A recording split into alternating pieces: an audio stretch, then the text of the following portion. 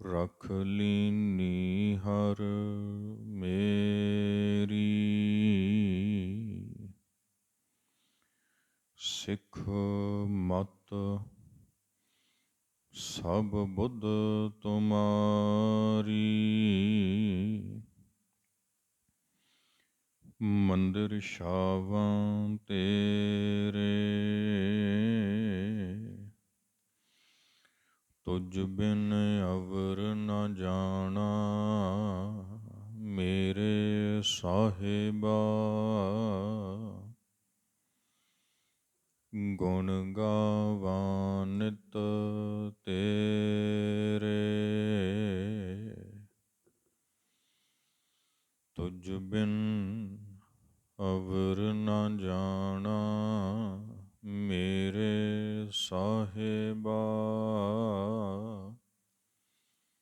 ਗੁਣ ਗਾਵਾਂ ਨਿਤ ਤੇਰੇ।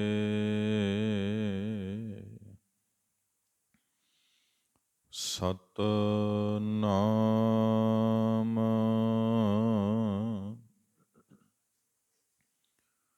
ਵਾਹਿਗੁਰੂ ਜੀ। ਪੌੜੀ ਨਾਨਕ ਅੰਤ ਨ ਜਾਪਨੀ, ਹਰ ਤਾਕੇ ਪਾਰਾਵਾਰ।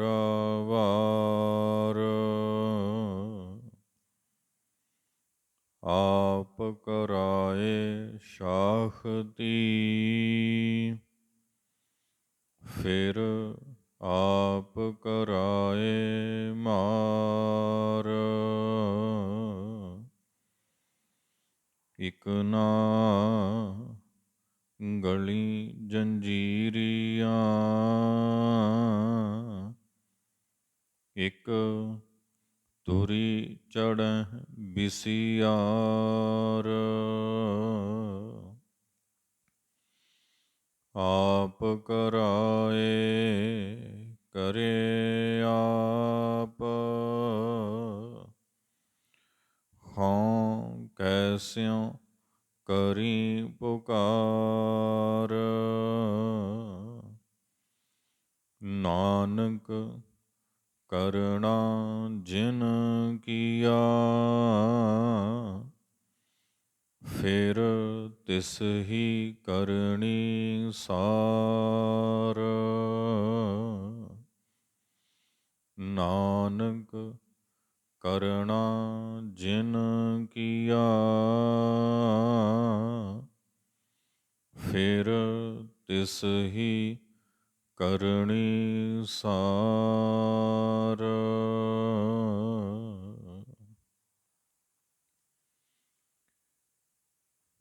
ਪਰਮ ਸਨਮਾਨਯੋਗ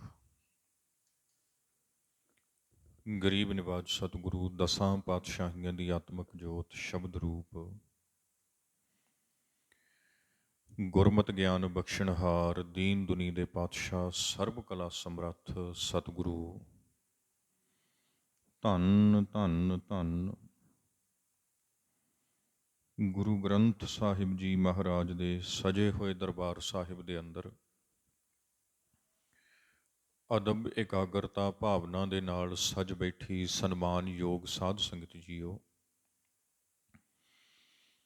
ਗੁਰੂ ਬਖਸ਼ੀ ਫਤਿਹ ਦੀ ਸਾਂਝ ਪਾਈਏ ਜੀ। ਵਾਹਿਗੁਰੂ ਜੀ ਕਾ ਖਾਲਸਾ, ਵਾਹਿਗੁਰੂ ਜੀ ਕੀ ਫਤਿਹ। ਸਾਹਿਬ ਜੀ ਨੇ ਕਿਰਪਾ ਕੀਤੀ ਹੈ, ਰੋਜ਼ਾਨਾ ਦੀ ਤਰ੍ਹਾਂ ਅੰਮ੍ਰਿਤ ਵੇਲੇ ਤੋਂ ਗੁਰੂ ਦਰਬਾਰ ਅੰਦਰ ਜੁੜ ਮਿਲ ਕੇ ਸਤ ਸੰਗਤ ਕਰਨ ਦਾ ਸੁਭਾਗ ਬਖਸ਼ਿਸ਼ ਕੀਤਾ। ਦੀਵਾਨ ਦੇ ਨਿਤਨੇਮ ਅਨੁਸਾਰ ਪਾਵਨ ਬਾਣੀ ਆਸਾ ਕੀ ਵਾਰ ਦਾ ਰਸ ਭਿੰਨਾ ਸ਼ਬਦ ਕੀਰਤਨ ਆਪ ਜੀਆਂ ਨੇ ਸਰਵਣ ਕੀਤਾ ਹੈ। ਗੁਰੂ ਘਰ ਦੇ ਕੀਰਤਨੀਏ ਭਾਈ ਸਾਹਿਬ ਭਾਈ ਗੁਰਪ੍ਰੀਤ ਸਿੰਘ ਜੀ, ਉਹਨਾਂ ਦੇ ਜਥੇ ਪਾਸੋਂ ਜਥੇ ਦਾ ਬਹੁਤ ਬਹੁਤ ਧੰਨਵਾਦ। ਹੁਣ ਆਪਾਂ ਯਤਨ ਕਰਾਂਗੇ ਪਾਵਨ ਬਾਣੀ ਆਸਾ ਕੀ ਵਾਰ ਦੀ ਲੜੀਵਾਰ ਵਿਚਾਰ ਜੋ ਪਿਛਲੇ ਕਰੀਬ 1.5 ਮਹੀਨੇ ਤੋਂ ਆਪਾਂ ਸਾਂਝੀ ਕਰਦੇ ਆ ਰਹੇ ਹਾਂ। 23 ਨੰਬਰ ਪੌੜੀ ਦੇ ਪਹਿਲੇ 2 ਸ਼ਲੋਕ ਸਾਧ ਸੰਗਤ ਆਪਾਂ ਸਾਂਝੇ ਕੀਤੇ ਸੀ ਤੇ ਪੌੜੀ ਦੀ ਸਾਂਝ ਪਾਉਣੀ ਹੈ।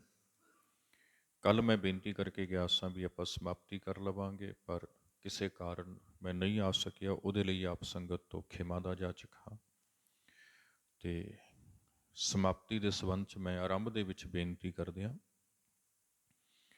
ਸਮੂਹ ਗੁਰਮੁਖਾਂ ਨਾਲ ਵਿਚਾਰ ਹੋਈ ਸੀ ਕਿ ਕੱਲ੍ਹ ਨੂੰ ਐਤਵਾਰ ਦਾ ਦਿਨ ਹੈ ਤੇ ਐਤਵਾਰ ਦੇ ਦਿਨ ਆਪਾਂ ਇਹ ਜਿਹੜੀ ਹੈ ਵਿਚਾਰ ਇਹਨੂੰ ਸਮਾਪਤ ਕਰ ਲਈਏ।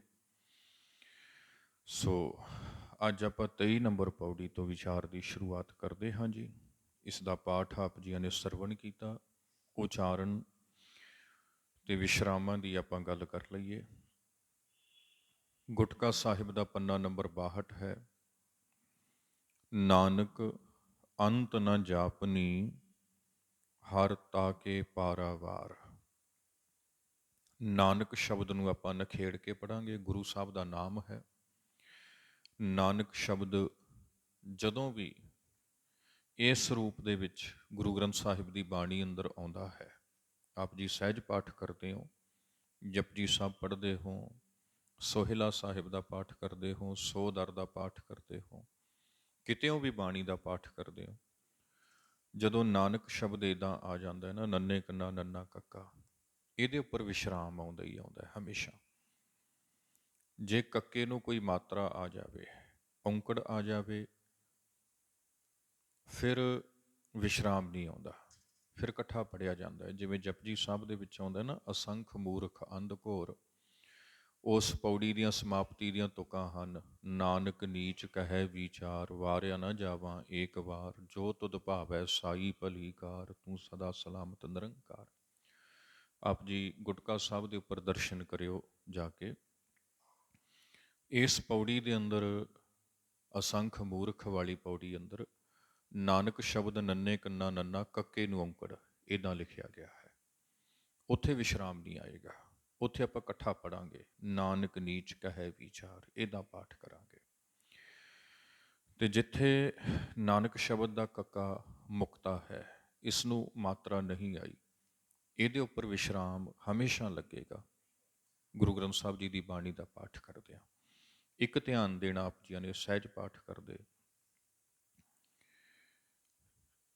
ਨਾਨਕ ਸ਼ਬਦ ਕੱਕਾ ਮੁਕਤਾ ਨਾਲ ਆਇਆ ਤੇ ਇਹਦੇ ਨਾਲ ਕੋਈ ਸੰਬੰਧਕ ਆ ਗਿਆ, ਅੱਗੇ ਕਾ ਲਿਖਿਆ ਆ ਗਿਆ, ਕੇ ਲਿਖਿਆ ਆ ਗਿਆ, ਕੀ ਲਿਖਿਆ ਆ ਗਿਆ, ਫਿਰ ਵਿਸ਼ਰਾਮ ਨਹੀਂ ਆਏਗਾ। ਜਿਵੇਂ ਨਾਨਕ ਕੇ ਪ੍ਰਭ, ਨਾਨਕ ਕੀ ਪ੍ਰਭ ਬੇਨਤੀ,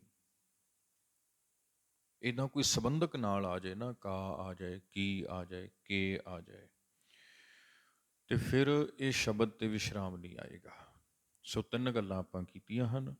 ਇੱਕ, ਨਾਨਕ ਸ਼ਬਦ ਦਾ ਕੱਕਾ ਮੁਕਤਾ ਆ, ਵਿਸ਼ਰਾਮ ਆਏਗਾ। ਕੱਕੇ ਨੂੰ ਔਂਕੜ ਆਇਆ, ਵਿਸ਼ਰਾਮ ਨਹੀਂ ਆਏਗਾ।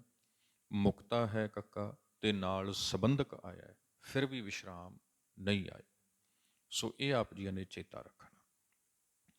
ਨਾਨਕ ਅੰਤ ਨਾ ਜਾਪਨੀ, ਨਾਨਕ ਸ਼ਬਦ ਆਪਾਂ ਨਖੇੜ ਕੇ ਪੜਾਂਗੇ। ਅੰਤ ਨਾ ਜਾਪਨੀ, ਇੱਥੇ ਵਿਸ਼ਰਾਮ ਆਏਗਾ। ਜਾਪਨੀ, ਨੰਨੇ ਦੇ ਪੈਰ ਵਿੱਚ ਹਲੰਤ ਆਇਆ ਹੈ, ਤਾਂ ਜਿਹੜਾ ਇਹ ਹਲੰਤ ਹੈ, ਇਹਨੂੰ ਆਪਾਂ ਨੰਨੇ ਦੀ ਧੁਨ ਹਾਹੇ ਦੇ ਵਿੱਚ ਤਬਦੀਲ ਕਰਕੇ ਬੋਲਾਂਗੇ। ਇਹ ਅੱਧੇ ਹਾਹੇ ਦਾ ਕੰਮ ਕਰਦਾ ਹੈ ਹਲੰਤ, ਸਾਧ ਸੰਗਤ। ਤਾਂ ਇਹਨੂੰ ਜਾਪਨੀ ਇੱਦਾਂ ਪੜ੍ਹਨ ਦੀ ਬਜਾਏ ਜਾਪਨੀ ਇੱਦਾਂ ਪਾਠ ਕਰਾਂਗੇ ਆਪਾਂ। ਨਾਨਕ ਅੰਤ ਨਾ ਜਾਪਨੀ ਹਰ ਤਾਕੇ ਪਾਰਾਵਾਰ, ਤਾ ਕੇ ਪੜਾਂਗੇ ਇਹਨੂੰ ਆਪਾਂ, ਤਾਂ ਕੇ ਨਹੀਂ ਪੜਾਂਗੇ। ਜਦੋਂ ਤਾ ਤੇ ਜਾ ਇਸ ਸ਼ਬਦ ਦੇ ਨਾਲ ਸੰਬੰਧਕ ਹੋਵੇ,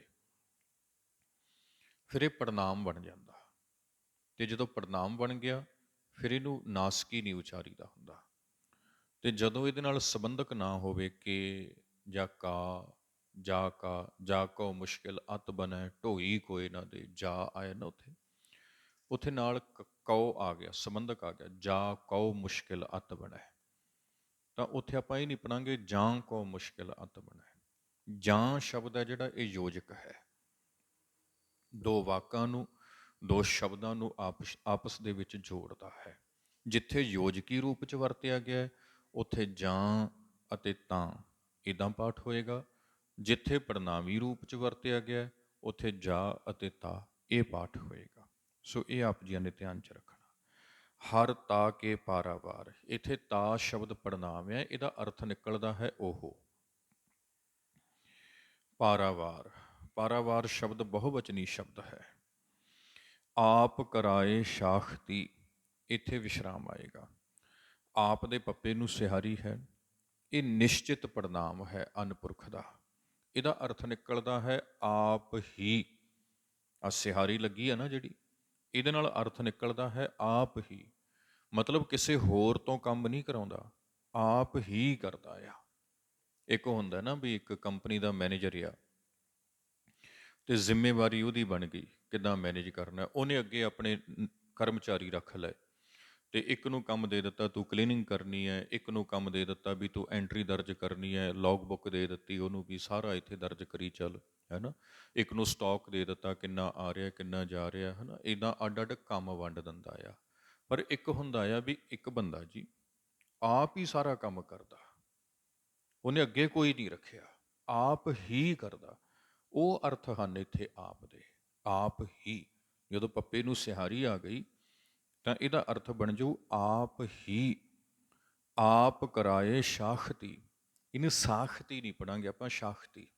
ਸ਼ਾਖਤੀ ਦਾ ਅਰਥ ਹੁੰਦਾ ਸਾਖਸ਼ਾਤ, ਪ੍ਰਤੱਖ ਕਰ ਦੇਣਾ, ਪ੍ਰਗਟ ਕਰ ਦੇਣਾ, ਬਣਾ ਦੇਣਾ।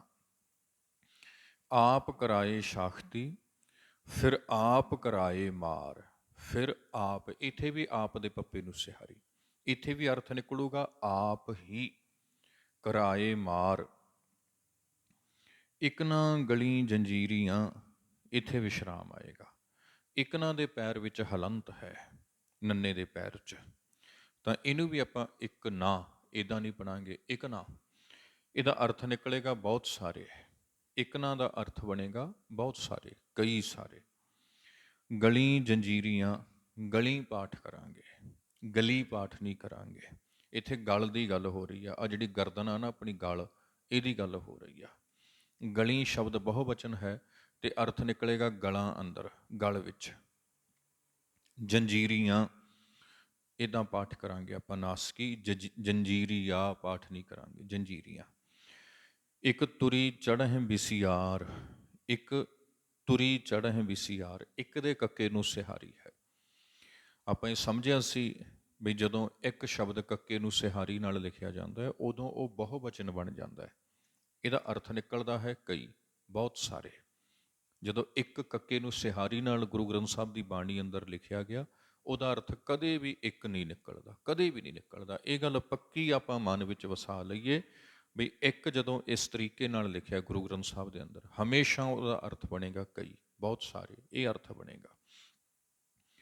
ਇੱਕ ਤੁਰੀ ਚੜ੍ਹਹਿ ਵਿਸਿਆਰ, ਚੜ੍ਹਹਿ ਪਾਠ ਕਰਾਂਗੇ ਆਪਾਂ ਕਿਉਂਕਿ ਕਿਰਿਆ ਹੈ ਵਰਤਮਾਨ ਕਾਲ ਅਨਪੁਰਖ ਦੀ, ਬਹੁਵਚਨੀ ਕਿਰਿਆ ਹੈ। ਚੜ੍ਹਹਿ, ਇਹਦਾ ਅਰਥ ਨਿਕਲਦਾ ਹੈ ਚੜ੍ਹਦੇ ਹਨ। ਵਿਸਿਆਰ, ਵਿਸਿਆਰ ਸ਼ਬਦ ਸਾਧ ਸੰਗਤ ਵਿਸ਼ੇਸ਼ਣ ਹੈ, ਅਨਿਸ਼ਚਿਤ ਸੰਖਿਆ ਸੂਚਕ ਹੈ। ਇਹਦਾ ਅਰਥ ਬਣਦਾ ਹੈ ਬਹੁਤ ਸਾਰੇ, ਬਹੁਤ ਸਾਰੇ। ਸੋ ਅਗਲੀ ਤੁਕ ਹੈ ਜੀ, ਆਪ ਕਰਾਏ ਕਰੇ ਆਪ, ਇੱਥੇ ਵਿਸ਼ਰਾਮ ਆਏਗਾ। ਹਉ ਕੈਸਿਉ ਕਰੀ ਪੁਕਾਰ, ਆਪ ਕਰਾਏ ਕਰੇ ਆਪ। ਇਸ ਤੁਕ ਵਿੱਚ ਦੋਵੇਂ ਥਾਵਾਂ ਤੇ ਆਪ ਦੇ ਪੱਪੇ ਨੂੰ ਸਿਹਾਰੀ ਹੈ, ਤਾਂ ਇੱਥੇ ਵੀ ਅਰਥ ਬਣੇਗਾ ਆਪ ਹੀ। ਇੱਥੇ ਪੱਪੇ ਨੂੰ ਸਿਹਾਰੀ ਬੋਲੀ ਨਹੀਂ ਜਾਏਗੀ, ਆਪੇ ਇੱਦਾਂ ਨਹੀਂ ਬੋਲੀ ਜਾਏਗੀ, ਜਾਂ ਆਪੀ ਇੱਦਾਂ ਨਹੀਂ ਬੋਲੀ ਜਾਏਗੀ। ਸਿਹਾਰੀ ਦੇ ਅਰਥ ਹਨ, ਅਰਥ ਹਨ ਆਪ ਹੀ ਦੇ ਰੂਪ 'ਚ। ਆਪ ਕਰਾਏ ਕਰੇ ਆਪ, ਹਉ ਕੈਸਿਉ ਕਰੀ ਪੁਕਾਰ। ਹਉ, ਹਉ ਪੜਨਾਮ ਆ ਉੱਤਮ ਪੁਰਖ ਦਾ, ਤੇ ਇਹਨੂੰ ਹਊ ਨਹੀਂ ਪੜ੍ਹਨਾ ਸਾਧ ਸੰਗਤ। ਹਉ, ਹਉ ਦਾ ਅਰਥ ਹੁੰਦਾ ਮੈਂ, ਮੈਂ ਦੀ ਗੱਲ ਹੋ ਰਹੀ, ਆਪਣੇ ਆਪ ਦੀ ਗੱਲ ਹੋ ਰਹੀ ਹੈ। ਕੈਸਿਉ, ਕੈ ਵੀ ਇੱਥੇ ਪੜਨਾਮ ਹੈ। ਕਈ ਥਾਵਾਂ ਤੇ ਕੈ ਸ਼ਬਦ ਆ ਨਾ ਜਿਹੜਾ, ਇਹਨੂੰ ਯੋਜਕੀ ਰੂਪ 'ਚ ਵੀ ਵਰਤਿਆ ਗਿਆ ਗੁਰੂ ਗ੍ਰੰਥ ਸਾਹਿਬ ਦੀ ਬਾਣੀ ਅੰਦਰ, ਕਿਤੇ ਕਿਤੇ ਸੰਬੰਧਕ ਵੀ ਵਰਤਿਆ ਗਿਆ, ਕਿਤੇ ਇਸ ਨੂੰ ਪੜਨਾਮੀ ਰੂਪ 'ਚ ਵੀ ਵਰਤਿਆ ਗਿਆ। ਇੱਥੇ ਪੜਨਾਮੀ ਰੂਪ ਹੈ ਕੈ, ਕੈ ਦਾ ਅਰਥ ਹੈ ਇੱਥੇ ਕੌਣ, ਕਿਸ ਅੱਗੇ, ਕੈ ਸਿਉ ਕਿਸ ਅੱਗੇ। ਕਰੀ ਪੁਕਾਰ, ਕਰੀ ਲਿਖਿਆ ਹੋਇਆ ਕੱਕਾ ਰਾਰੀ ਨੂੰ ਬਿਹਾਰੀ, ਪਰ ਇਹ ਕਿਰਿਆ ਉੱਤਮ ਪੁਰਖ ਦੀ ਹੈ, ਤਾਂ ਇਹਦਾ ਪਾਠ ਬਣੇਗਾ ਕਰੀ ਨਾਸਕੀ, ਤੇ ਇਹਦਾ ਅਰਥ ਬਣੇਗਾ ਕਰਾਂ, ਮੈਂ ਕਰਾਂ। ਕੈਸਿਉ ਕਰੀ, ਮੈਂ ਕਿਸ ਨਾਲ ਕਰਾਂ, ਕਿਸ ਅੱਗੇ ਕਰਾਂ, ਕੀ ਕਰਾਂ, ਪੁਕਾਰ, ਪੁਕਾਰ ਕਿਹਦੇ ਅੱਗੇ ਕਰਾਂ। ਸੋ ਇਹ ਅਰਥ ਬਣਦਾ ਹੈ। ਨਾਨਕ ਕਰਨਾ ਜਿਨ ਕੀਆ, ਨਾਨਕ ਸ਼ਬਦ ਫਿਰ ਤੋਂ ਦੂਜੀ ਵਾਰ ਆਇਆ ਹੈ ਇਸ ਪੌੜੀ ਵਿੱਚ, ਤਾਂ ਇਹਨੂੰ ਵੀ ਆਪਾਂ ਨਖੇੜ ਕੇ ਪਾਠ ਕਰਾਂਗੇ। ਨਾਨਕ ਕਰਨਾ ਜਿਨ ਕੀਆ, ਇੱਥੇ ਵਿਸ਼ਰਾਮ ਆਏਗਾ। ਜਿਨ ਦੇ ਨੰਨੇ ਨੂੰ ਸਿਹਾਰੀ ਹੈ, ਕਰਤਾ ਕਾਰਕ ਹੈ, ਇੱਕ ਵਚਨ ਹੈ, ਇਹਦਾ ਅਰਥ ਬਣਦਾ ਹੈ ਜਿਨ, ਜਿਸ ਨੇ, ਜਿਨ ਕੀਆ ਜਿਸ ਨੇ ਕੀਤਾ ਹੈ। ਫਿਰ ਤਿਸ ਹੀ ਕਰਨੀ ਸਾਰ, ਫਿਰ ਤਿਸ ਹੀ ਕਰਨੀ ਸਾਰ। ਸੋ ਇਹ 23 ਨੰਬਰ ਪੌੜੀ ਦੇ ਉਚਾਰਨ ਵਿਸ਼ਰਾਮ ਦੇ ਸੰਬੰਧ ਵਿੱਚ ਬੇਨਤੀ ਸੀ। ਇਹ ਆਪਾਂ ਜਿਹੜੀਆਂ ਗੱਲਾਂ, ਜਿਹੜੇ ਨੁਕਤੇ ਸਾਂਝੇ ਕੀਤੇ ਹਨ, ਇਹਨਾਂ ਨੂੰ ਧਿਆਨ ਵਿੱਚ ਰੱਖੀਏ। ਹੁਣ ਆਪਾਂ ਭਾਵ ਅਰਥ ਸਮਝਣ ਦਾ ਯਤਨ ਕਰੀਏ। ਗੁਰੂ ਨਾਨਕ ਕਿਰਪਾ ਕਰਦੇ ਹਨ। ਨਾਨਕ ਅੰਤ ਨ ਜਾਪਨੀ, ਗੁਰੂ ਨਾਨਕ ਜੀ ਮਹਾਰਾਜ ਕਹਿਣ ਲੱਗੇ ਅੰਤ ਨ ਜਾਪਨੀ, ਰੱਬ ਜੀ ਦੇ ਅੰਤ ਨਹੀਂ ਜਾਣੇ ਜਾ ਸਕਦੇ, ਰੱਬ ਜੀ ਦੇ ਅੰਤ ਬਾਰੇ ਨਹੀਂ ਜਾਣਿਆ ਜਾ ਸਕਦਾ, ਅੰਤ ਨਹੀਂ ਜਾਣਿਆ ਜਾ ਸਕਦਾ। ਹਰ ਤਾ ਕੇ ਪਾਰਾਵਾਰ, ਤਾ ਕੇ ਮਤਲਬ ਉਸ ਦੇ, ਕਿਸ ਦੇ, ਹਰ, ਰੱਬ ਜੀ ਦੇ। ਪਾਰਾਵਾਰ ਦਾ ਅਰਥ ਹੁੰਦਾ ਸਾਧ ਸੰਗਤ ਪਰਲਾ ਬੰਨਾ, ਉਰਲਾ ਪਾਸਾ ਤੇ ਪਰਲਾ ਪਾਸਾ। ਪਾਰਾਵਾਰ ਦਾ ਅਰਥ ਹਮੇਸ਼ਾ ਇਹੀ ਨਿਕਲਦਾ। ਇਹਦਾ ਅਰਥ ਕਦੇ ਇਹ ਸ਼ਬਦ ਦਾ ਬਦਲਿਆ ਨਹੀਂ। ਜਦੋਂ ਵੀ ਗੁਰੂ ਗ੍ਰੰਥ ਸਾਹਿਬ ਦੀ ਬਾਣੀ ਅੰਦਰ ਜਿੰਨੇ ਥਾਵਾਂ 'ਤੇ ਵੀ ਪਾਰਾਵਾਰ ਸ਼ਬਦ ਵਰਤਿਆ ਗਿਆ, ਇਹਦਾ ਅਰਥ ਇੱਕੋ ਹੀ ਬਣਦਾ ਹੈ, ਉਰਲਾ ਪਾਸਾ ਤੇ ਪਰਲਾ ਪਾਸਾ। ਪਾਰਾਵਾਰ, ਹਰ ਤਾਕੇ ਪਾਰਾਵਾਰ। ਮਹਾਰਾਜ ਕਹਿੰਦੇ ਰੱਬ ਜੀ ਦੇ ਜੋ ਪਾਰਾਵਾਰ ਹਨ, ਮਤਲਬ ਜੋ ਉਰਲਾ ਤੇ ਪਰਲਾ ਪਾਸਾ ਹੈ। ਉਰਲਾ ਪਾਸਾ ਕੀ ਹੈ ਜੀ? ਸ਼ੁਰੂਆਤ। ਪਰਲਾ ਪਾਸਾ ਕੀ ਹੈ? ਜਿੱਥੇ ਸਮਾਪਤੀ ਹੋ ਗਈ, ਖਤਮ ਹੋ ਗਿਆ। ਸ਼ੁਰੂਆਤ ਅਤੇ ਅੰਤ, ਮਤਲਬ ਬਿਗਨਿੰਗ ਤੇ ਐਂਡ। ਰੱਬ ਜੀ ਦਾ ਇਹ ਨਹੀਂ ਜਾਣਿਆ ਜਾ ਸਕਦਾ ਵੀ ਰੱਬ ਜੀ ਦੀ ਸ਼ੁਰੂਆਤ ਕੀ ਹੈ, ਰੱਬ ਜੀ ਸ਼ੁਰੂ ਕਿੱਥੇ ਹੋਏ ਨੇ। ਹਾਲੇ ਤੱਕ ਤੇ ਸਾਧ ਸੰਗਤ ਧਰਤੀ ਦੀ ਸ਼ੁਰੂਆਤ ਬਾਰੇ ਨਹੀਂ ਪਤਾ ਚੱਲ ਸਕਿਆ। ਵਿਗਿਆਨ ਅੱਜ ਆਪਣੇ ਸਿਖਰ ਦੇ ਉੱਪਰ ਪਹੁੰਚੀ ਹੋਈ ਹੈ। ਖਗੋਲ ਦੀਆਂ ਖੋਜਾਂ ਹੋ ਰਹੀਆਂ ਨੇ, ਪੁਲਾੜ ਦੀਆਂ ਖੋਜਾਂ ਹੋ ਰਹੀਆਂ ਨੇ ਖਗੋਲ ਵਿਗਿਆਨ ਵੱਲੋਂ, ਪਰ ਹਾਲੇ ਤੱਕ ਇਹ ਨਹੀਂ ਜਾਣਿਆ ਜਾ ਸਕਿਆ ਵੀ ਧਰਤੀ ਦੀ ਸ਼ੁਰੂਆਤ ਕਦੋਂ, ਕਿੱਥੇ, ਕਿਵੇਂ ਹੋਈ। ਇਹਦੇ ਬਾਰੇ ਵੱਖ-ਵੱਖ ਸਿਧਾਂਤ ਨੇ, ਵੱਖ-ਵੱਖ ਲੋਕਾਂ ਦੀਆਂ ਵੱਖ-ਵੱਖ ਗੱਲਾਂ, ਕਿਆਸ ਨੇ, ਪਰ ਠੋਸ ਦਲੀਲ ਦੇ ਕੇ ਇਹ ਨਹੀਂ ਜਾਣਿਆ ਜਾ ਸਕਿਆ ਸ਼ੁਰੂਆਤ ਕਿਵੇਂ, ਕਦੋਂ, ਕਿੱਥੇ ਹੋਈ। ਇਸੇ ਲਈ ਮਹਾਰਾਜ ਨੇ ਬਾਣੀ ਅੰਦਰ ਸਾਨੂੰ ਦੱਸਣਾ ਕੀਤਾ, ਅਰਬਦ ਨਰਬਦ ਧੁੰਦੂਕਾਰਾ, ਧਰਨ ਨਾ ਗਗਨ ਹੁਕਮ ਅਪਾਰ। ਗੁਰੂ ਗ੍ਰੰਥ ਸਾਹਿਬ ਦੀ ਬਾਣੀ ਬਹੁਤ ਵਿਸ਼ਾਲ ਹੈ ਸਾਧ ਸੰਗਤ।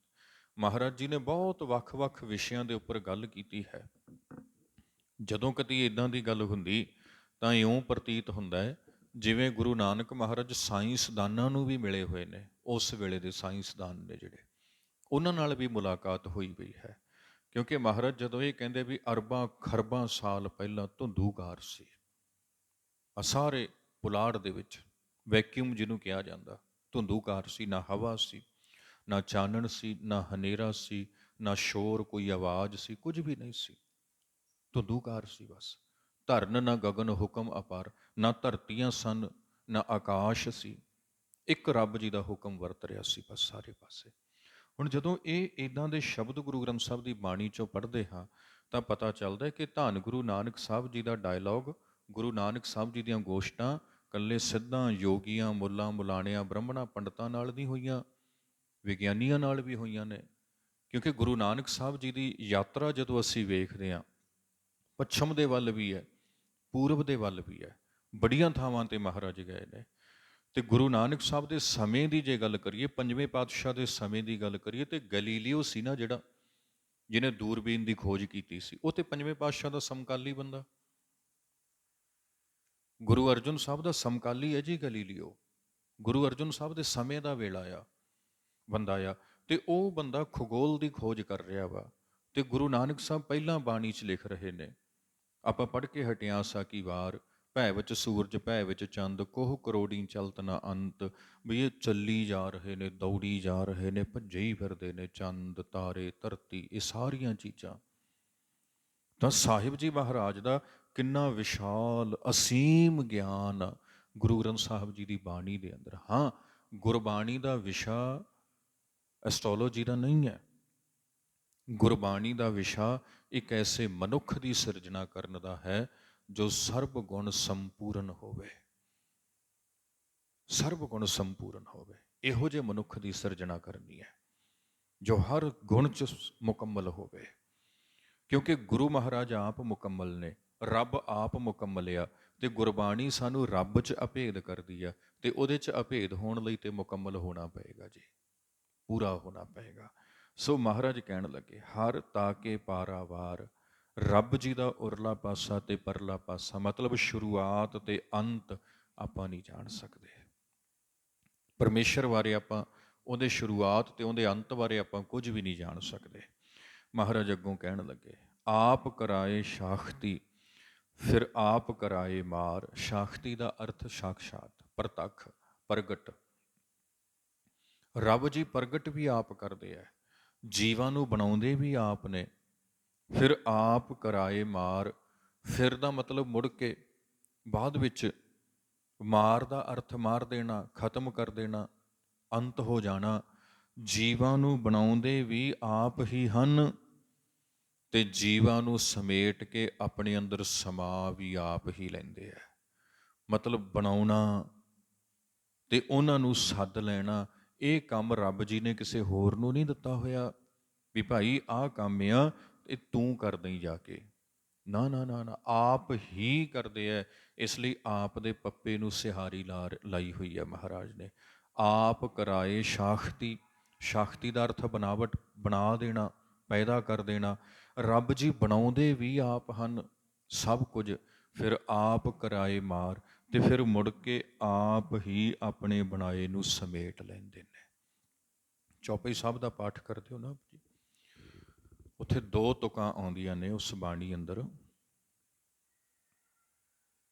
ਮਹਾਰਾਜ ਨੇ ਲਿਖਿਆ, ਜਬ ਉਦ ਕਰਖ ਕਰਾ ਕਰਤਾਰਾ, ਪ੍ਰਜਾ ਧਰਤ ਤਬ ਦੇਹ ਅਪਾਰਾ।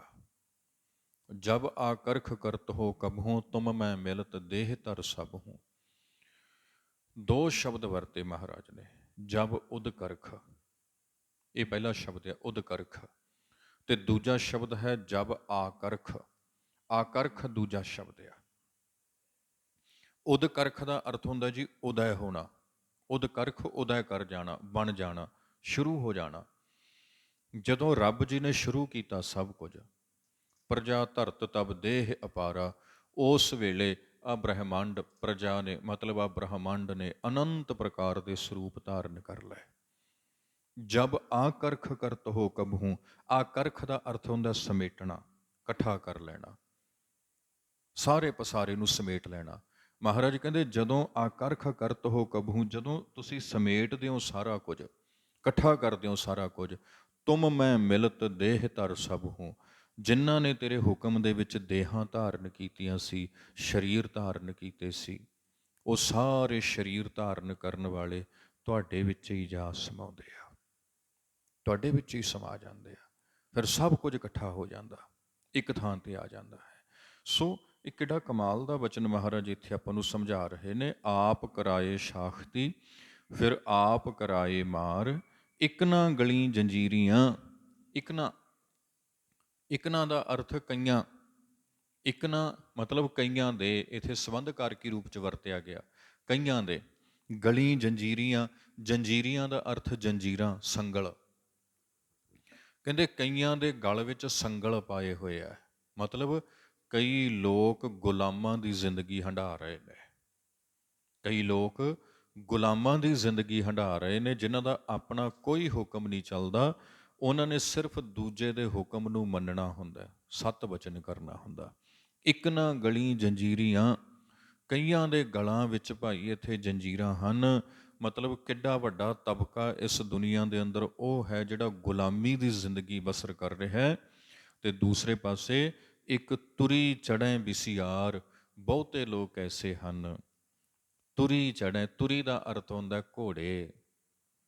ਕਈ ਲੋਕ ਐਸੇ ਹਨ ਜਿਹੜੇ ਘੋੜਿਆਂ ਦੇ ਸਵਾਰ ਹਨ, ਮਤਲਬ ਆਜ਼ਾਦ ਹਨ, ਘੋੜਿਆਂ 'ਤੇ ਸਵਾਰ ਨੇ, ਜਿੱਧਰ ਚਾਹੇ ਜਾ ਸਕਦੇ ਆ, ਜਿੱਧਰ ਨੂੰ ਮੌਜ ਹੋਵੇ ਘੋੜਾ ਦਵਲ ਲੈਂਦੇ ਆ, ਭੱਜ ਜਾਂਦੇ ਆ।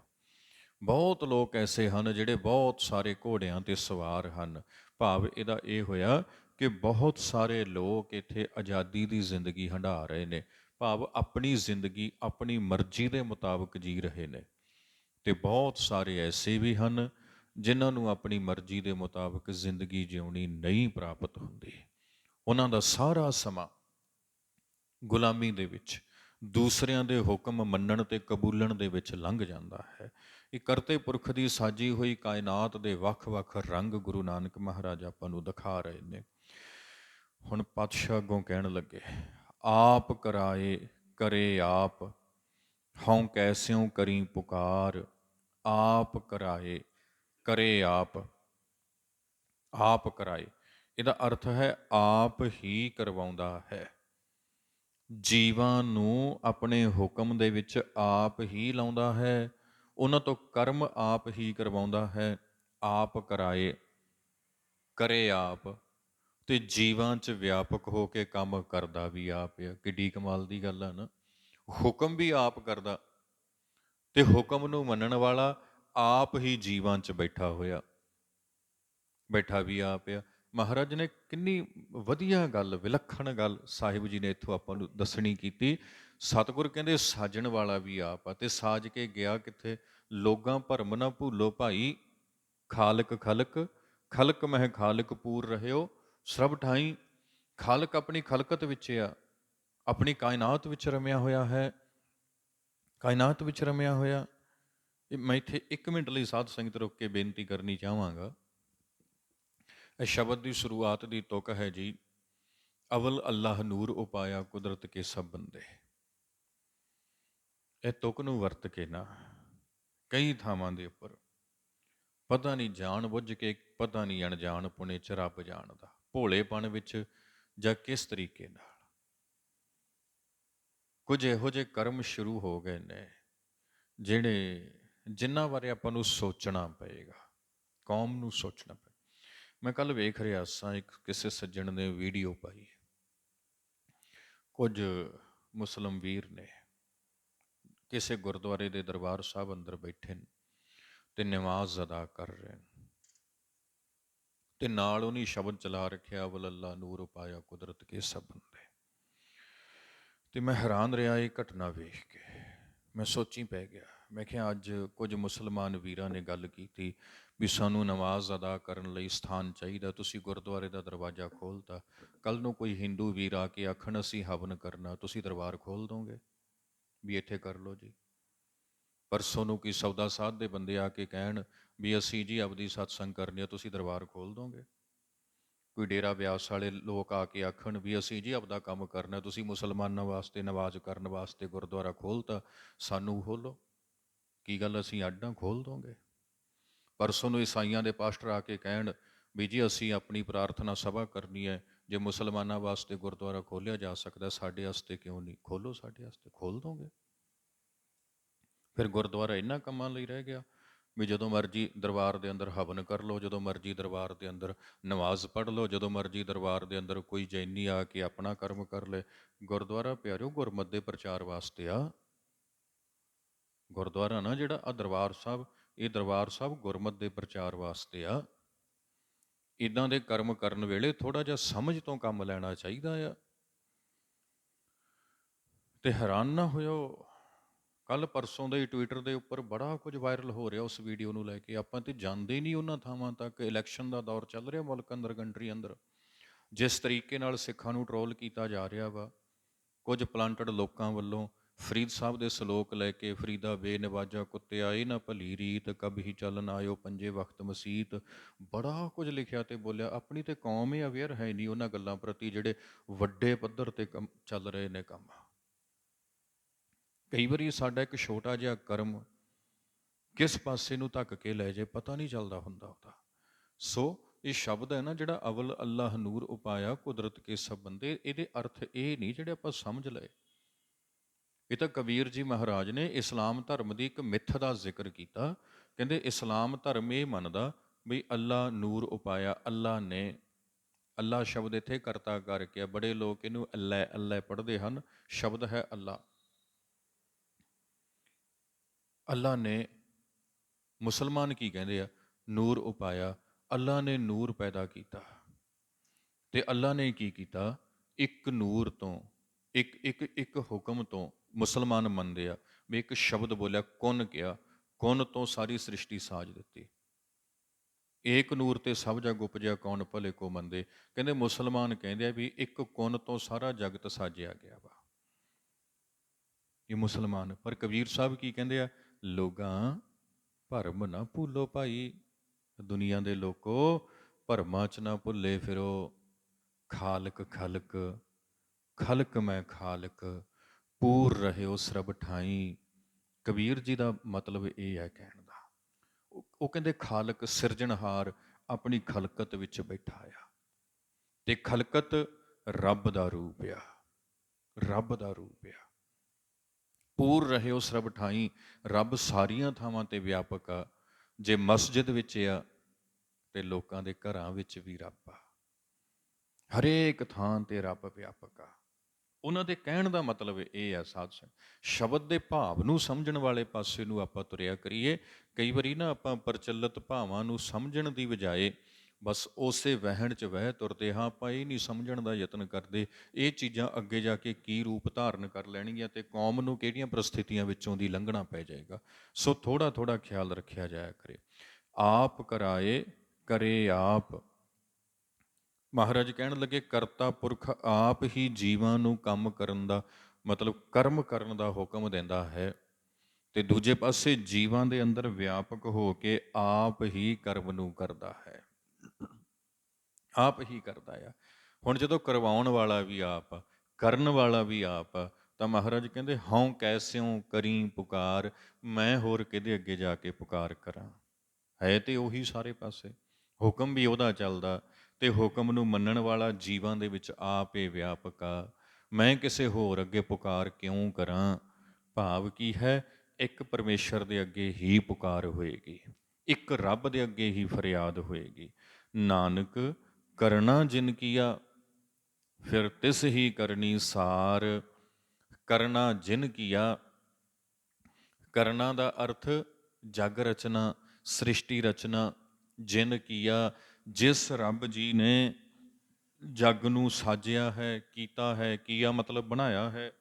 ਜਿਸ ਪਰਮੇਸ਼ਰ ਨੇ ਜਗਤ ਨੂੰ ਬਣਾਇਆ ਵਾ ਨਾ, ਫਿਰ ਤਿਸ ਹੀ ਕਰਨੀ ਸਾਰ। ਸਾਰ ਦਾ ਅਰਥ ਹੈ ਜੀ ਇੱਥੇ ਸੰਭਾਲ। ਕਈ ਥਾਵਾਂ ਤੇ ਸਾਰ ਦਾ ਅਰਥ ਹੁੰਦਾ ਸ੍ਰੇਸ਼ਟ, ਸ੍ਰੇਸ਼ਟ, ਉੱਤਮ।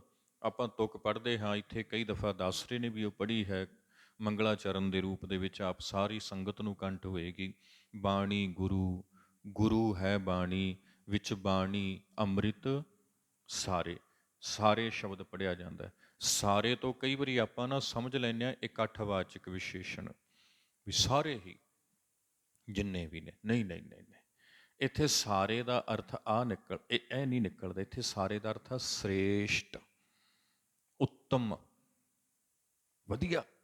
ਵਿੱਚ ਬਾਣੀ ਅੰਮ੍ਰਿਤ ਸਾਰੇ, ਬਾਣੀ ਦੇ ਅੰਦਰ ਸ੍ਰੇਸ਼ਟ ਉੱਤਮ ਅੰਮ੍ਰਿਤ ਪਿਆ ਹੋਇਆ ਵਾ। ਸਭ ਤੋਂ ਹੀ ਉੱਤਮ ਅੰਮ੍ਰਿਤ। ਉਹ ਅੰਮ੍ਰਿਤ ਕੀ ਹੈ ਜੀ? ਅੰਮ੍ਰਿਤ ਏਕੋ ਨਾਮ ਹੈ, ਹੁਕਮ ਹੈ, ਸ਼ਬਦ ਹੈ। ਕਿੰਨੇ ਸ਼ਬਦ ਗੁਰੂ ਮਹਾਰਾਜ ਨੇ ਅੰਮ੍ਰਿਤ ਲਈ ਵਰਤੇ ਨੇ। ਅੰਮ੍ਰਿਤ ਸ਼ਬਦ ਵੀ ਹੈ, ਅੰਮ੍ਰਿਤ ਨਾਮ ਵੀ ਹੈ। ਅੰਮ੍ਰਿਤ ਨਾਮ ਨਿਧਾਨ ਹੈ, ਮਿਲ ਪੀਵੋ ਭਾਈ। ਨਾਨਕ ਅੰਮ੍ਰਿਤ ਏਕ ਹੈ, ਦੂਜਾ ਅੰਮ੍ਰਿਤ ਨਾ ਹੈ। ਅੰਮ੍ਰਿਤ ਇੱਕ ਰੱਬ ਨੂੰ ਵੀ ਕਿਹਾ ਗਿਆ, ਇੱਕ ਰੱਬ ਹੀ ਅੰਮ੍ਰਿਤ ਹੈ, ਹੋਰ ਤੇ ਕੋਈ ਅੰਮ੍ਰਿਤ ਹੈ ਹੀ ਨਹੀਂ ਉਹ ਤੋਂ ਬਿਨਾਂ। ਸੋ ਸਾਹਿਬ ਜੀ ਮਹਾਰਾਜ ਉੱਥੇ ਦੱਸਦੇ ਨੇ ਕਿ ਸ੍ਰੇਸ਼ਟ ਉੱਤਮ ਅੰਮ੍ਰਿਤ ਬਾਣੀ ਅੰਦਰ ਹੈ। ਉਹ ਅੰਮ੍ਰਿਤ ਕੀ ਹੈ ਜੀ? ਨਾਮ, ਰੱਬ ਆਪ। ਇਸ ਲਈ ਮਹਾਰਾਜ ਕਹਿੰਦੇ ਗੁਰ ਬਾਣੀ ਕਹੈ। ਗੁਰ ਸ਼ਬਦ ਤੇ ਵਿਸ਼ਰਾਮ ਹੈ। ਗੁਰਬਾਣੀ ਇਕੱਠਾ ਨਹੀਂ ਪੜ੍ਹਨਾ ਉਸ ਤੁਕ ਵਿੱਚ। ਗੁਰਬਾਣੀ ਕਹੈ ਇੱਦਾਂ ਨਹੀਂ ਪੜ੍ਹਨਾ, ਗੁਰ ਬਾਣੀ ਕਹੈ। ਮਤਲਬ ਕੀ ਹੈ? ਗੁਰੂ ਜੀ ਬਾਣੀ ਕਹਿ ਰਹੇ ਹਨ, ਗੁਰੂ ਜੀ ਬੋਲ ਰਹੇ ਨੇ। ਸੇਵਕ ਜਨ ਮਾਨੈ, ਜਦੋਂ ਕੋਈ ਸੇਵਕ, ਕੋਈ ਜਨ ਗੁਰੂ ਜੀ ਦੀ ਆਖੀ ਹੋਈ ਬਾਣੀ ਨੂੰ ਮੰਨ ਲੈਂਦਾ ਹੈ, ਫਿਰ ਕੀ ਹੁੰਦਾ ਜੀ? ਪ੍ਰਤੱਖ ਗੁਰੂ ਨਿਸਤਾਰੇ। ਇਹ ਗੱਲ ਪ੍ਰਤੱਖ ਆ ਕਿ ਗੁਰੂ ਨਿਸਤਾਰਾ ਕਰ ਦਿੰਦਾ, ਪਾਰ ਉਤਾਰਾ ਕਰ ਦਿੰਦਾ ਹੈ। ਸੋ ਥੋੜ੍ਹਾ ਥੋੜ੍ਹਾ ਨਾ ਜਦੋਂ ਬਾਣੀ ਦਾ ਪਾਠ ਕਰਦੇ ਹਾਂ, ਆਪਾਂ ਬਾਣੀ ਦੇ ਕਿਸੇ ਸ਼ਬਦ ਨੂੰ ਪੜ੍ਹਦੇ ਹਾਂ, ਉਹਦੇ ਅਰਥ ਭਾਵ ਨਾਲ ਜੁੜਨ ਵਾਲੇ ਪਾਸੇ ਨੂੰ ਵੀ ਆਪਣੀ ਸੁਰਤ ਨੂੰ ਲੈ ਕੇ ਚੱਲਿਆ ਕਰੀਏ। ਨਾਨਕ ਕਰਨਾ ਜਿਨ ਕੀਆ, ਮਹਾਰਾਜ ਕਹਿਣ ਲੱਗੇ ਜਿਸ ਕਰਤੇ ਪੁਰਖ ਨੇ ਕਰਨਾ, ਆ ਸ੍ਰਿਸ਼ਟੀ ਜਗ ਰਚਨਾ ਇਹਨੂੰ ਸਾਜਿਆ ਹੈ, ਬਣਾਇਆ ਹੈ, ਫਿਰ ਤਿਸ ਹੀ ਕਰਨੀ ਸਾਰ, ਮੁੜ ਕੇ ਉਹ ਆਪ ਹੀ ਇਸ ਦੀ ਸਾਰ, ਇਹਦੀ ਸੰਭਾਲ ਕਰ ਰਿਹਾ ਹੈ। ਸਾਰ ਦਾ ਅਰਥ ਸੰਭਾਲ, ਆਪ ਹੀ ਇਸ ਦੀ ਸੰਭਾਲ ਕਰ ਰਿਹਾ ਹੈ। ਜਦੋਂ ਆਪ ਹੀ ਉਹਨੇ ਸਾਜਿਆ, ਆਪ ਹੀ ਇਹਦੀ ਸੰਭਾਲ ਕਰ ਰਿਹਾ ਹੈ, ਫਿਰ ਮਹਾਰਾਜ ਕਹਿੰਦੇ ਮੈਂ ਕਿਸੇ ਹੋਰ ਅੱਗੇ ਕਿਉਂ ਪੁਕਾਰ ਕਰਾਂ ਜਾ ਕੇ ਬਈ? ਜਾਂ ਕਿਸੇ ਹੋਰ ਜਿਹਦੇ ਅੱਗੇ ਜਾ ਕੇ ਪੁਕਾਰ ਕਰਨੀ, ਉਹ ਹੋਰ ਦੂਜਾ ਹੈ ਹੀ ਕੌਣ? ਹੈ ਹੀ ਕੋਈ ਨਹੀਂ। ਇੱਕ ਦੇ ਅੱਗੇ ਹੀ ਪੁਕਾਰ ਕਰਨੀ ਹੈ, ਇੱਕ ਤੋਂ ਬਿਨਾਂ ਕੋਈ ਦੂਜਾ ਤੇ ਹੈ ਹੀ ਨਹੀਂ। ਇਸ ਲਈ ਇੱਕ ਨਾਲ ਜੁੜਨ ਦੀ ਪ੍ਰੇਰਨਾ ਮਹਾਰਾਜ ਜੀ ਨੇ 23 ਨੰਬਰ ਪੌੜੀ ਵਿੱਚੋਂ ਦਿੱਤੀ ਹੈ। ਔਰ ਆਸਾ ਕੀ ਵਾਰ ਦਾ ਮੁੱਖ ਵਿਸ਼ਾ ਵੀ ਇਹੋ ਹੈ, ਬਲਿਹਾਰੀ ਕੁਦਰਤ ਵਸਿਆ। ਸੋ ਅੱਗੇ 24 ਨੰਬਰ ਅੰਤਲੀ ਪੌੜੀ ਹੈ ਜੀ, ਇਹਦਾ ਪਹਿਲਾ ਸ਼ਲੋਕ ਆਪਾਂ ਇਸ ਦਾ ਪਾਠ ਕਰੀਏ ਤੇ ਨਾਲ ਨਾਲ ਆਪਾਂ ਇਸ ਦੇ ਉਚਾਰਨ ਤੇ ਵਿਸ਼ਰਾਮ ਨੂੰ ਸਮਝਣ ਦਾ ਯਤਨ ਕਰੀਏ। ਸ਼ਲੋਕ ਮਹਲਾ ਪਹਿਲਾ। ਆਪੇ ਭਾਂਡੇ ਸਾਜਿਅਨ, ਆਪੇ ਪੂਰਨ ਦੇ, ਇਕਨੀ ਦੁੱਧ ਸਮਾਈਐ, ਇੱਕ ਚੁੱਲ੍ਹੈ ਰਹਿਣ ਚੜ੍ਹੇ, ਇੱਕ ਨਿਹਾਲੀ ਪੈ ਸਵਨ, ਇੱਕ ਉੱਪਰ ਰਹਿਨ ਖੜੇ, ਤਿਨਾ ਸਵਾਰੇ ਨਾਨਕਾ, ਜਿਨ ਕਉ ਨਦਰ ਕਰੇ। ਇਹ ਪਹਿਲਾ ਸ਼ਲੋਕ ਹੈ 24 ਨੰਬਰ ਪੌੜੀ ਦਾ। ਮਹਾਰਾਜ ਕਹਿਣ ਲੱਗੇ ਆਪੇ ਭਾਂਡੇ ਸਾਜਿਅਨ, ਇੱਥੇ ਵਿਸ਼ਰਾਮ ਆਏਗਾ ਜੀ। ਸਾਜਿਅਨ ਨੰਨੇ ਨੂੰ ਔਂਕੜ ਆਇਆ ਹੈ ਅਖੀਰ ਵਿੱਚ। ਇਹ ਕਰਤਰੀਵਾਚ ਕਿਰਿਆ ਹੈ ਸਾਧ ਸੰਗਤ, ਇਹਨੂੰ ਸੰਗਿਆ ਵੀ ਕਹਿ ਸਕਦੇ ਹਾਂ ਆਪਾਂ, ਕਰਤਰੀਵਾਚ ਦੀ ਸੰਗਿਆ ਆ। ਸਾਜਿਅਨ ਦੇ ਨੰਨੇ ਨੂੰ ਔਂਕੜ ਇੱਕ ਵਚਨ ਦੀ ਸੂਚਕ ਹੈ, ਤੇ ਸਾਜਿਅਨ ਦਾ ਅਰਥ ਨਿਕਲਦਾ ਹੈ ਉਸ ਨੇ ਸਾਜਿਆ ਹੈ, ਉਸ ਨੇ ਸਾਜੇ ਹਨ, ਬਣਾਏ ਹਨ, ਇਹ ਇਹਦਾ ਅਰਥ ਨਿਕਲਦਾ ਆ। ਆਪੇ ਪੂਰਨ ਦੇ, ਪੂਰਨ ਦੇ ਨਾਣੇ ਨੂੰ ਔਂਕੜ ਹੈ, ਇੱਕ ਵਚਨ ਦੀ ਸੂਚਕ ਹੈ, ਤੇ ਪੂਰਨ ਦਾ ਅਰਥ ਹੈ ਇੱਥੇ ਪੂਰਨਤਾ, ਸੰਪੂਰਨਤਾ। ਦੇ ਇਹ ਕਿਰਿਆ ਵਾ, ਅਨਪੁਰਖ ਦੀ ਇੱਕ ਵਚਨੀ, ਇਹਦਾ ਅਰਥ ਨਿਕਲਦਾ ਹੈ ਦਿੰਦਾ ਹੈ, ਦੇ ਦਿੰਦਾ ਹੈ। ਇਕਨੀ ਦੁੱਧ ਸਮਾਈ ਹੈ, ਇੱਥੇ ਵਿਸ਼ਰਾਮ ਆਏਗਾ। ਇਕਨੀ ਫਿਰ ਤੋਂ ਨੰਨੇ ਦੇ ਪੈਰ ਵਿੱਚ ਹਲੰਤ ਹੈ। ਦੁੱਧ ਸਮਾਈ, ਦੁੱਧ ਦੇ ਧੱਦੇ ਨੂੰ ਵੀ ਔਂਕੜਿਆ, ਇਹਨੂੰ ਦੁੱਧੋ ਨਹੀਂ ਪੜ੍ਹਦੇ ਆਪਾਂ, ਦੁੱਧ ਧੱਦੇ ਨੂੰ ਔਂਕੜ ਇੱਕ ਵਚਨ ਦੀ ਸੂਚਕ ਹੈ। ਸੋ ਮੈਂ ਇਹ ਮਾਤਰਾਵਾਂ ਆਪ ਜੀਆਂ ਦੇ ਧਿਆਨ ਵਿੱਚ ਤਾਂ ਲੈ ਕੇ ਆ ਰਿਹਾ ਵਾਂ ਸਾਧ ਸੰਗਤ, ਆਪਾਂ ਨੂੰ ਬੋਧ ਹੋ ਜਾਏ ਵੀ ਜਿਹੜੀ ਹਾਹੇ ਨੂੰ ਔਂਕੜ ਤੇ ਸਿਹਾਰੀ ਆਉਂਦੀ ਹੈ ਨਾ, ਉੱਥੇ ਹਰੇਕ ਥਾਂ ਤੇ ਉਹਨੂੰ ਬੋਲਣ ਦੀ ਆਪਾਂ ਜਿੱਦ ਨਹੀਂ ਕਰਨੀ, ਹਰੇਕ ਥਾਂ ਤੇ ਬੋਲਣ ਦੀ ਜਿੱਦ ਨਹੀਂ ਕਰਨੀ। ਕਿਉਂਕਿ ਬਹੁਤ ਮੈਨੂੰ ਨਾ ਐਕਚੁਅਲੀ ਚੇਤੇ ਨਹੀਂ ਹੁਣ, ਮੈਂ ਕਾਫੀ ਸਮਾਂ ਪਹਿਲਾਂ ਜਪਜੀ ਸਾਹਿਬ ਤੋਂ ਇੱਕ ਪਾਠ ਕੀਤਾ ਸੀ। ਪਾਠ ਨੂੰ ਇਸ ਤਰੀਕੇ ਨਾਲ ਕੀਤਾ ਸੀ, ਇੱਕ ਇੱਕ ਸ਼ਬਦ ਨੂੰ ਲੈ ਕੇ, ਜਿਵੇਂ ਆਮ ਸੰਗਤ ਜਿਨ੍ਹਾਂ ਨੇ ਸੰਥਾ ਵੀ ਨਹੀਂ ਲਈ ਜਪਜੀ ਸਾਹਿਬ ਦੀ, ਉਹ ਸੰਗਤ ਜਿੱਦਾਂ ਪਾਠ ਕਰਦੇ ਆ, ਉਸ ਤਰੀਕੇ ਨਾਲ ਮੈਂ ਪਾਠ ਸਮਝਿਆ ਸੀ। ਤੇ ਮੈਂ ਉਹਦੇ 'ਚੋਂ ਸਿਹਾਰੀਆਂ ਤੇ ਔਂਕੜ ਲਏ ਸੀ, ਕੇਵਲ ਉਹ ਜਿਹੜੇ ਇੱਕ ਆਮ ਸੰਗਤ ਪਾਠ ਕਰਨ ਵੇਲੇ ਨਹੀਂ ਬੋਲਦੀ। ਤੇ ਅਮੂਮਨ ਮੈਨੂੰ ਪੱਕਾ ਨਹੀਂ ਚੇਤਾ, ਪਰ ਅੰਦਾਜ਼ਾ ਮੈਨੂੰ ਇੰਨਾ ਕੁ ਹੈਗਾ ਆ ਬਈ 600 ਤੋਂ ਵੱਧ ਸਿਹਾਰੀਆਂ ਤੇ ਔਂਕੜ ਬਣੇ ਸੀ ਜਿਹੜੇ ਨਹੀਂ ਬੋਲੇ ਜਾਂਦੇ। ਜਿਹੜਾ ਕੋਈ ਆਮ ਪ੍ਰੇਮੀ ਆ, ਉਹ ਪਾਠ ਕਰਨ ਵੇਲੇ ਨਹੀਂ ਬੋਲਦਾ, ਉਹਨਾਂ ਦਾ ਉਚਾਰਨ ਨਹੀਂ ਕਰਦਾ। ਤੇ ਇੱਕ ਅੱਧੇ ਥਾਂ ਤੇ ਆ ਕੇ ਜਿੱਥੇ ਹਾਹੇ ਨੂੰ ਔਂਕੜ ਜਾਂ ਸਿਹਾਰੀ ਆ ਗਈ, ਉੱਥੇ ਬੋਲਣ ਲਈ ਆਪਾਂ ਬਜ਼ਿੱਦ ਹੋ ਜਾਂਦੇ ਹਾਂ ਵੀ ਇੱਥੇ ਬੋਲਣਾ ਹੈ। ਤੇ ਪਰ ਜਿੱਥੇ ਹੋਰ ਥਾਵਾਂ ਤੇ ਆਪਾਂ ਨਹੀਂ ਬੋਲਦੇ, ਉੱਥੇ ਆਪਾਂ ਗੌਰ ਕਰਿਆ ਕਰੀਏ ਵੀ ਜੇ ਮੈਂ ਦੁੱਧ ਪੜ੍ਹ ਰਿਹਾ, ਧੱਦੇ ਨੂੰ ਔਂਕੜ ਹੈ, ਮੈਨੂੰ ਦੁੱਧੋ ਨਹੀਂ ਪੜ੍ਹ ਰਿਹਾ, ਕਿਉਂ ਨਹੀਂ ਪੜ੍ਹ ਰਿਹਾ? ਕਾਰਨ ਕੀ ਹੈ? ਜੇ ਧੱਦੇ ਨੂੰ ਔਂਕੜ ਨਾਲ ਦੁੱਧੋ ਬਣਦਾ ਤੇ ਰਾਰੇ ਕੰਨਾ ਹਾਹੀ ਨੂੰ ਔਂਕੜ ਨਾਲ ਰਾਹੋ ਬਣਦਾ, ਫਿਰ ਜੇ ਰਾਹੋ ਪੜ੍ਹਦਾ ਹਾਂ ਫਿਰ ਮੈਨੂੰ ਦੁੱਧੋ ਪੜ੍ਹਨਾ ਚਾਹੀਦਾ, ਜੇ ਮੈਂ ਦੁੱਧ ਪੜ੍ਹਦਾ ਹਾਂ ਫਿਰ ਮੈਨੂੰ ਰਾਹ ਪੜ੍ਹਨਾ ਚਾਹੀਦਾ, ਫਿਰ ਮੈਨੂੰ ਇੱਦਾਂ ਪੜ੍ਹਨਾ ਚਾਹੀਦਾ।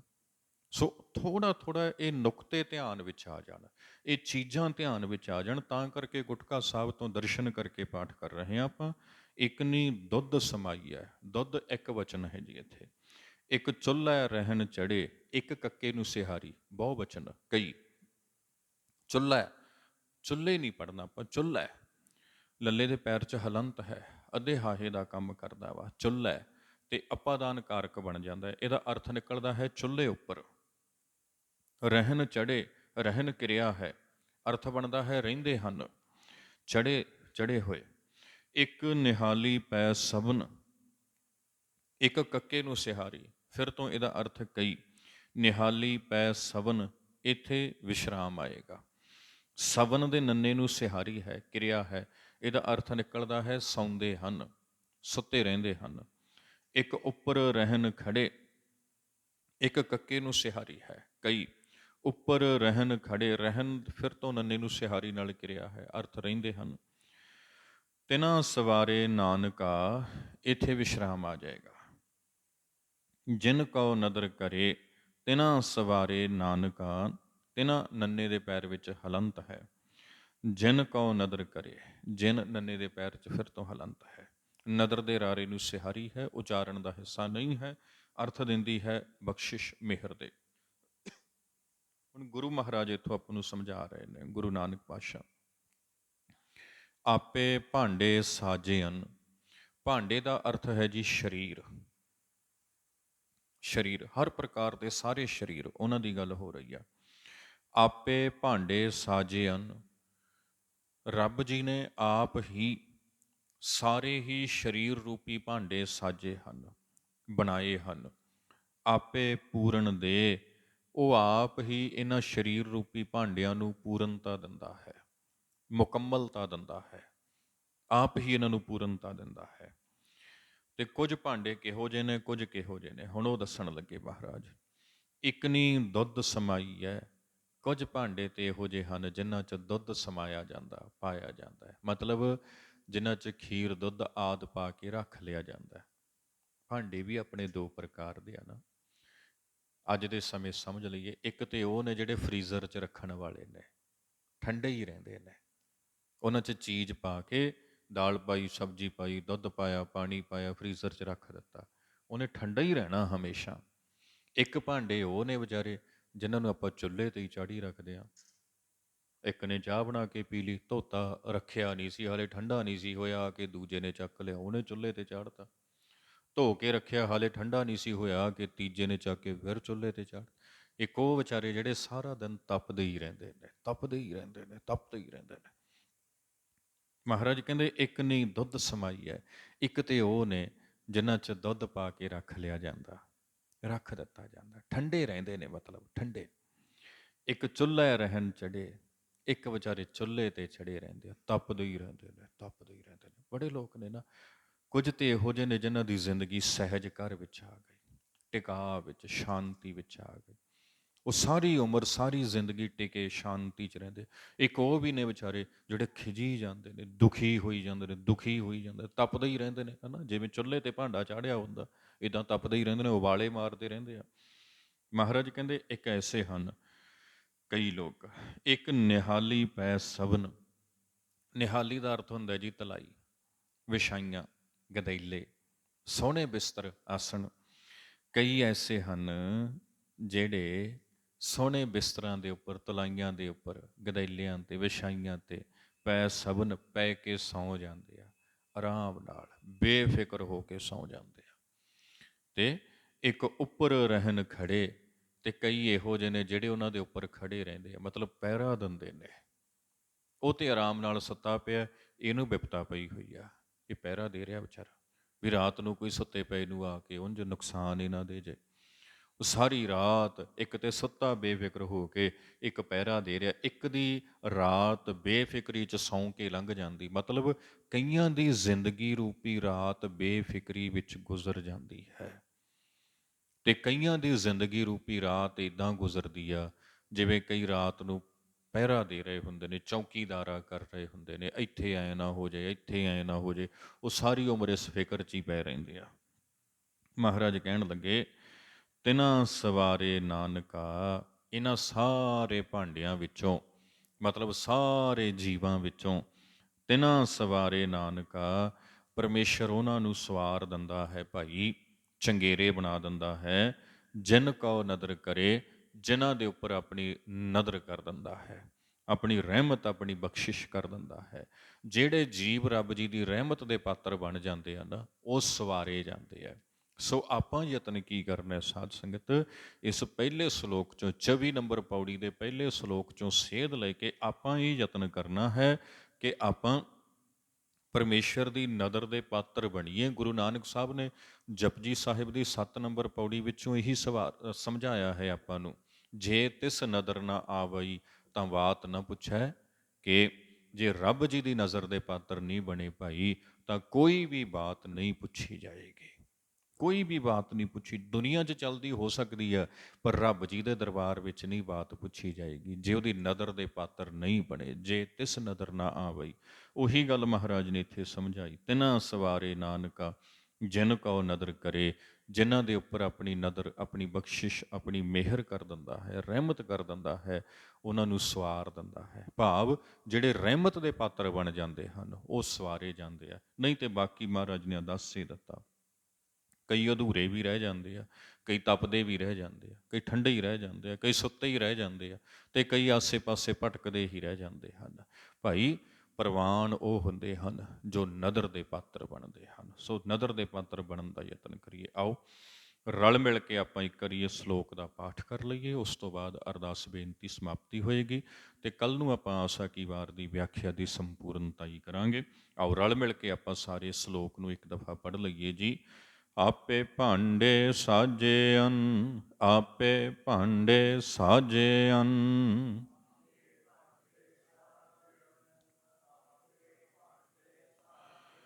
ਆਪੇ ਪੂਰਨ ਦੇ, ਆਪੇ ਪੂਰਨ ਦੇ,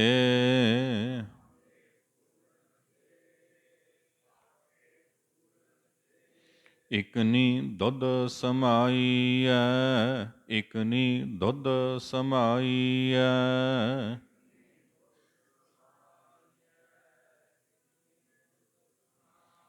ਇੱਕ ਚੁੱਲ੍ਹੇ ਰਹਿਣ ਚੜ੍ਹੇ, ਇੱਕ ਚੁੱਲ੍ਹੇ ਰਹਿਣ ਚੜ੍ਹੇ,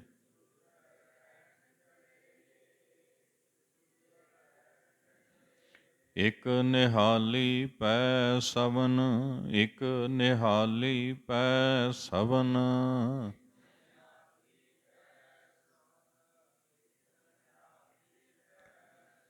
ਇੱਕ ਉੱਪਰ ਰਹਿਣ ਖੜੇ, ਇੱਕ ਉੱਪਰ ਰਹਿਣ ਖੜੇ,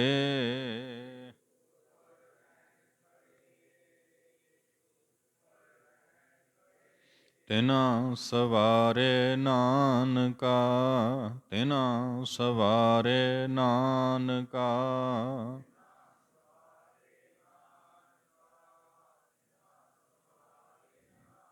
ਜਿਨ ਕਉ ਨਦਰ ਕਰੇ, ਜਿਨ ਕਉ ਨਦਰ ਕਰੇ।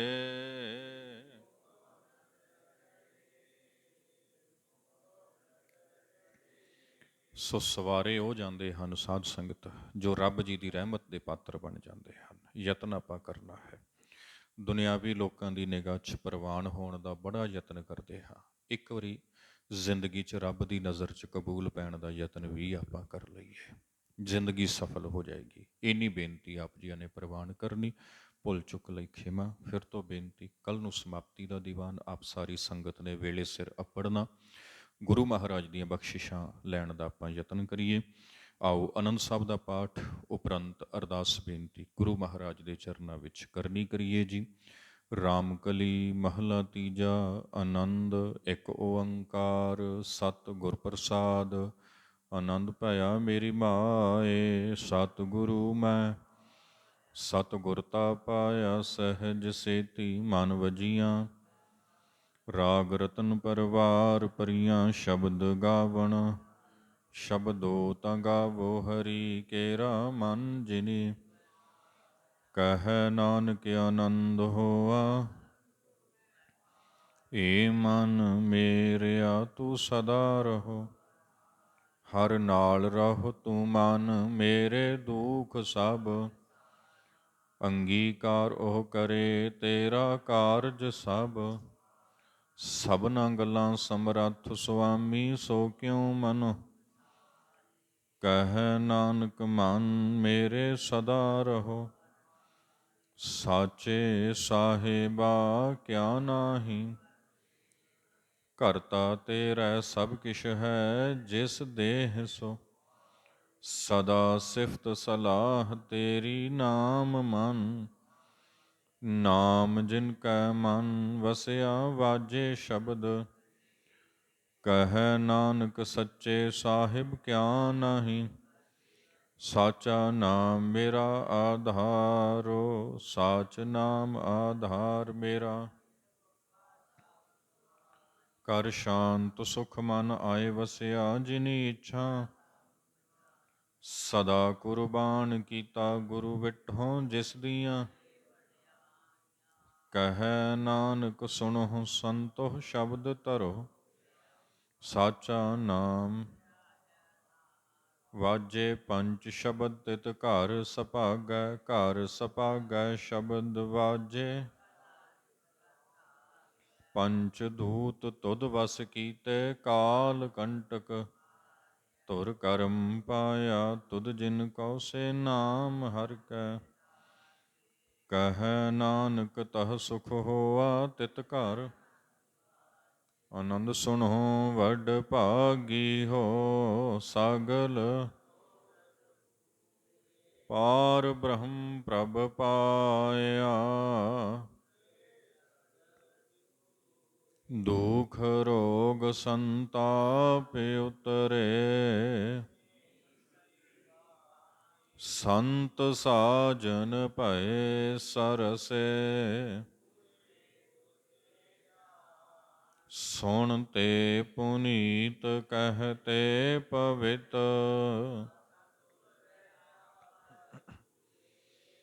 ਬਿਨਵੰਤ ਨਾਨਕ ਗੁਰ ਚਰਨ ਲਾਗੇ,